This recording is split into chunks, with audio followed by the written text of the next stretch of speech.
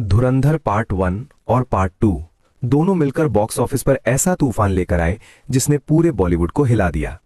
Theatres में भीड़ थी, लोग सीटियां बजा रहे थे, तालियां रुक नहीं रही थीं। लेकिन इस बार सिर्फ एक्शन या स्टार्स की वजह से नहीं, इस बार लोग कनेक्ट कर रहे थे कहानी से।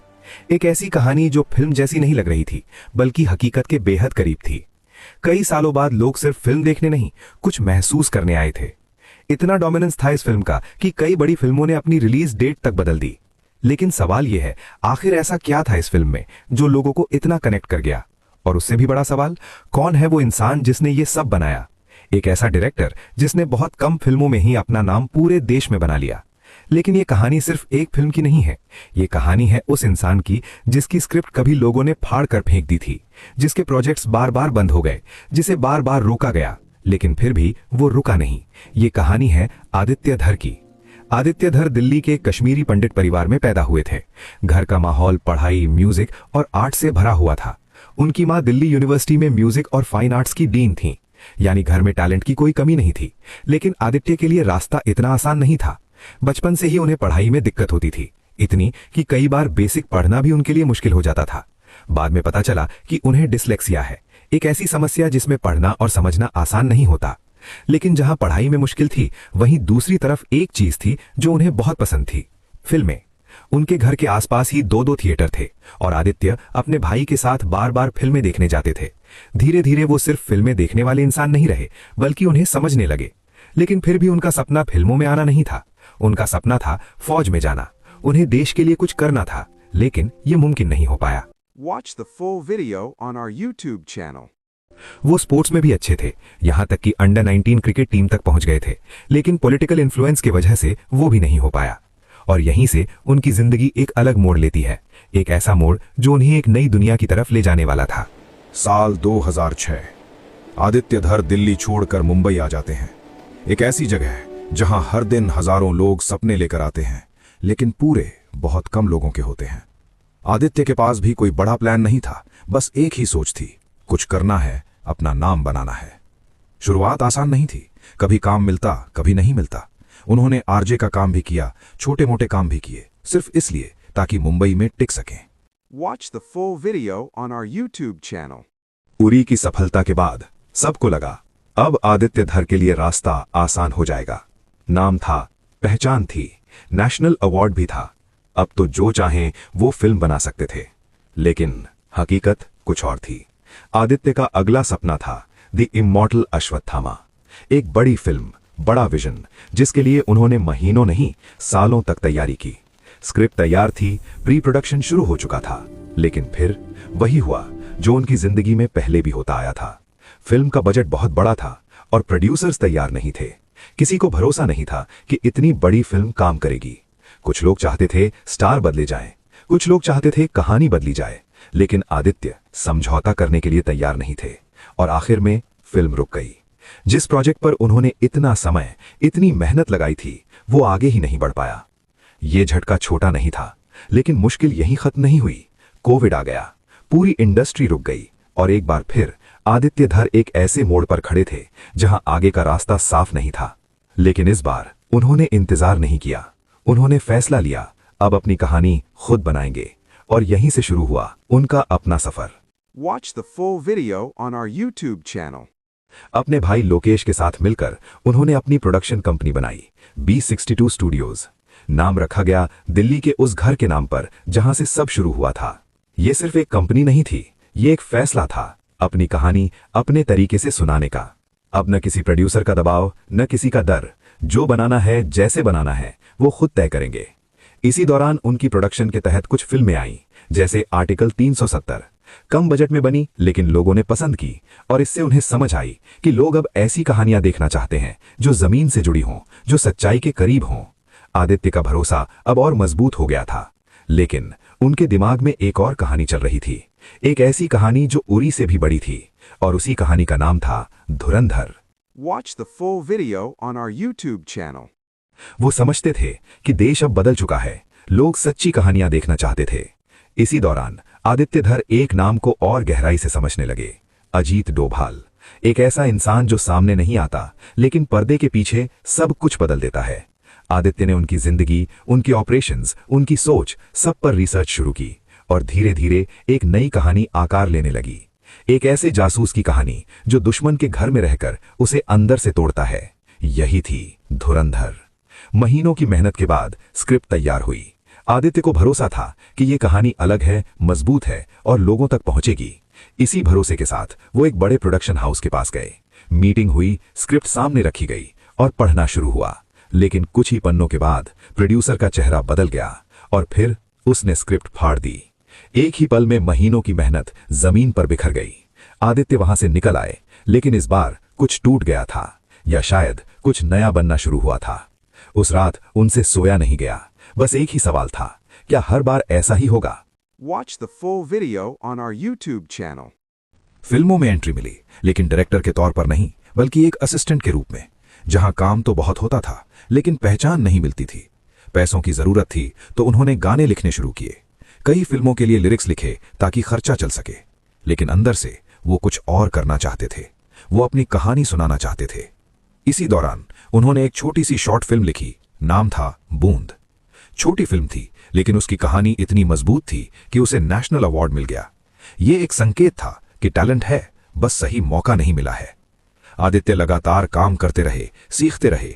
कई बड़े डायरेक्टर्स के साथ काम किया, हर सेट पर हर चीज को समझने की कोशिश की, लेकिन उनका लक्ष्य साफ था, एक दिन अपनी फिल्म बनानी है। अब तक आदित्य धर मुंबई में टिक चुके थे, काम भी मिल रहा था, लोग पहचानने भी लगे थे। लेकिन जब बात आई अपनी फिल्म बनाने की, तो हर बार कुछ ना कुछ गलत हो गया। एक नहीं, दो नहीं, बार बार। कभी कोई प्रोजेक्ट शुरू होने से पहले ही बंद हो जाता, तो कभी महीनों की मेहनत एक झटके में खत्म हो जाती। विशाल भारद्वाज के साथ फिल्म बनने वाली थी, नहीं बनी। धर्मा प्रोडक्शंस के साथ सूफी तय हुई, वो भी रुक गई। फिर एक और फिल्म, रात बाकी। सब कुछ सेट था, स्टार कास्ट तय थी, लेकिन अचानक हालात बदल गए और वो फिल्म भी बंद हो गई। Watch the full video on our YouTube channel. लेकिन मुश्किल सिर्फ यहीं तक नहीं थी। कई बार उनकी मेहनत का फायदा भी उन्हें नहीं मिला। उन्होंने जो रिसर्च की, जो काम किया, वो दूसरे लोग इस्तेमाल कर लेते थे, लेकिन क्रेडिट कहीं और चला जाता था। एक के बाद एक झटके मिलते रहे। कोई भी होता तो शायद हार मान लेता, लेकिन आदित्य अब रुकने वाले नहीं थे। अंदर कहीं ना कहीं एक गुस्सा जमा हो रहा था, खुद को साबित करने का गुस्सा, और शायद यही गुस्सा उनकी सबसे बड़ी ताकत बनने वाला था। साल 2016 एक खबर आई जिसने पूरे देश को हिला दिया। उरी हमला। इस हमले में भारत के कई जवान शहीद हुए। पूरा देश गुस्से में था, दर्द में था, और फिर भारत ने जवाब दिया, सर्जिकल स्ट्राइक। पहली बार भारत ने सीमा पार जाकर सीधा वार किया। यह सिर्फ एक ऑपरेशन नहीं था, यह एक संदेश था, और यही वो पल था जिसने आदित्य धर की जिंदगी बदल दी। क्योंकि यह सिर्फ एक खबर नहीं थी उनके लिए, यह बहुत पर्सनल था। एक कश्मीरी पंडित होने के नाते उन्होंने सालों तक उस दर्द को महसूस किया था, और बचपन से उनका सपना भी फौज में जाने का था। शायद इसीलिए इस बार उन्होंने सिर्फ खबर नहीं पढ़ी, उन्होंने उसे समझने की कोशिश की। उन्होंने फैसला किया, इस पर फिल्म बनेगी।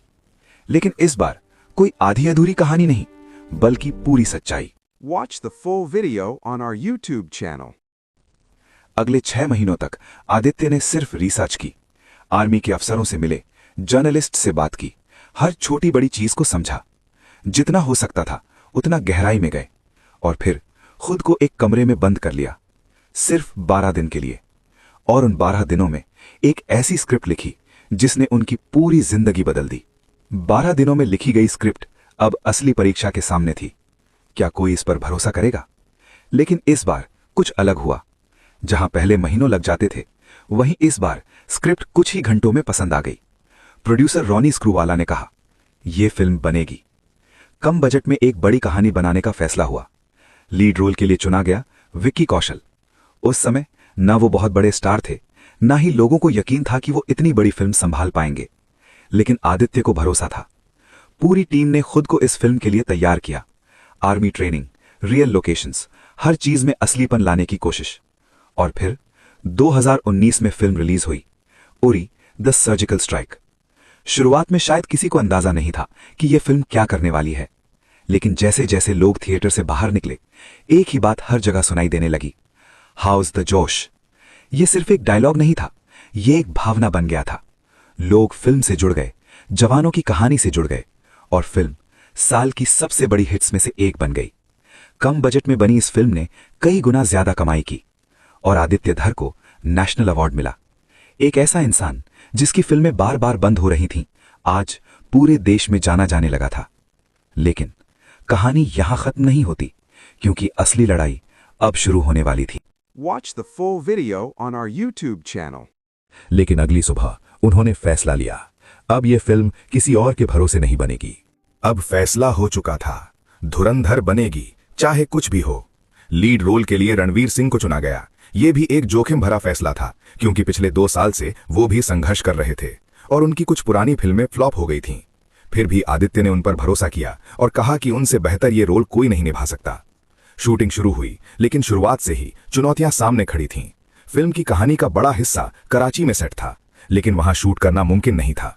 तो फैसला हुआ कराची को कहीं और बनाया जाएगा और बैंकॉक में पूरा कराची जैसा सेट तैयार किया गया। हर गली, हर लोकेशन, सब कुछ इतनी बारीकी से बनाया गया कि असली और नकली में फर्क करना मुश्किल हो जाए। शूटिंग शुरू हुई, दिन रात काम चलता रहा, लेकिन धीरे धीरे एक नई समस्या सामने आई। पैसे खत्म होने लगे। जितने में एक पूरी फिल्म बन जाती है, उसमें अभी आधी भी पूरी नहीं हुई थी। टीम काम कर रही थी, लेकिन अंदर से एक डर था, कहीं ये फिल्म भी बीच में बंद ना हो जाए। Watch the full video on our YouTube channel. एक रात आदित्य धर चुप बैठे थे, थके हुए, परेशान और शायद थोड़े टूटे हुए। रणवीर की इमेज पर सवाल थे, इंडस्ट्री का माहौल भी ठीक नहीं था और ऊपर से बजट खत्म, सब कुछ रुकने के कगार पर था। तभी उस रात एक फोन आया। दूसरी तरफ से आवाज थी, हम आपकी फिल्म के साथ हैं। ये कॉल था जियो स्टूडियोज की तरफ से और बस यहीं से सब बदल गया। शूटिंग फिर से शुरू हुई और इस बार रुकने का सवाल ही नहीं था। फिल्म इतनी बड़ी बन चुकी थी कि करीब 10 घंटे का मटेरियल तैयार हो गया। 1 नहीं, 2 नहीं, 4 फिल्में बन सकती थीं उससे।